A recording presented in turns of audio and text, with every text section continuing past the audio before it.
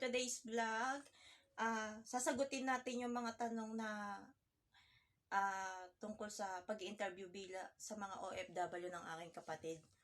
Kasi project nila, pero ito ginawa ko na rin para magkaroon ng tips yung mga gustong mag-ibang bansa. Yung mga sasagutin ko dito base lang sa karanasan ko bilang OFW. Okay, simulan na natin. Hello po, ako po si Sigrid Ila L. Mariales, OFW po dito sa Hong Kong. 6 years na. Napuntahan ko pong bansa dati, nagtrabaho ko bilang OFW sa Saudi. 4 years po ako doon. Ngayon naandito ako sa Hong Kong. 2 years na ako this coming June. Nagsimula po akong magtrabaho sa ibang bansa age of 23 years old. Siguro yun yung na-homesick ako. Yun yung 3 months ako bago ako nakaramdam ng sobrang homesick talaga dati sa Saudi. Syempre yung iyak ka na ng iyak tuwing gabi, ganun. Pero aano mo naman sa sarili mo na umiyak ka na lang ng umiyak, wala ring mangyayari, na andun ka, hindi ka pwede yung sabi mo uuwi na ako, ganun. Yun yung hindi ko makakalimutan ang pangyayari sa akin. Siguro pangit na experience ko, katrabaho ko sa ibang bansa, nasa Saudi ako kasi yung bali 5 na lalaki yung kasama ko doon, kasama na yung tatay. Yung tatay kasi may pagka-manyak, 'di ba? Kung magpapatalo ka, matatakot ka na lang, talagang bibigay ka. Pero syempre, kailangan natin palakasin yung loob natin. Takutin din natin sila para tumigil na yung ginagawa nilang pagmumolest sa iyo dati. Kaya sabi ko rin sa kanya, isusumbong kita sa asawa mo pag hindi mo itinigil. Yun yung pinakapangit na naranasan ko doon bago ako umuwi, bago matapos yung kontrata ko ng 4 years sa Saudi. Kung may diskarte ka talaga, kung hindi mo iisipin yung luho mo sa sarili mo, makakaipon ka, makakapundar ka ng paunti-unti, ganon.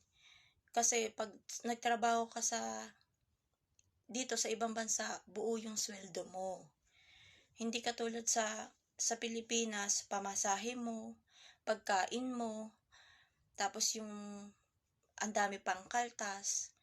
Kaya yung sweldo nila, kahit malaki, konti na lang ang matitira. Diba? Hindi katulad dito na buo yung sweldo mo na maipapadala mo, makakaipon ka pa. Siguro yung iba hindi nakakaipon, syempre sa laki ng gastusin din, minsan. Tapos syempre, bili dito, bili dyan, ganun yung nangyayari sa naandito sa ibang bansa. Yun lang yung opinion ko, yung resulta para sa akin. Kasi syempre, ako gusto kong makaipon, gusto kong mabili yung mga gusto ko ng bahay, ganyan. Pupursigihin mo yung sarili mo na magkaroon ka ng ganun. Puntahan ko. Doon kasi pag lumalabas ako nakaabaya.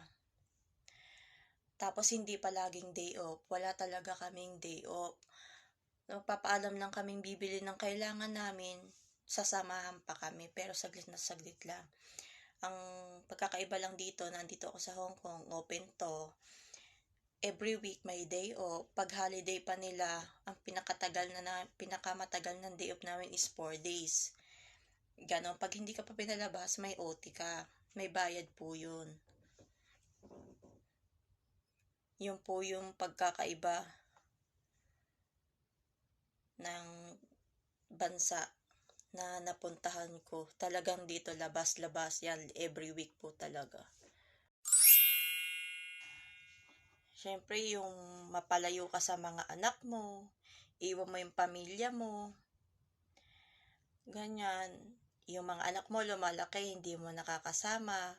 Kung gaano ka katagal sa ibang bansa, ganun din sa lahat ng okasyon, hindi mo makasama.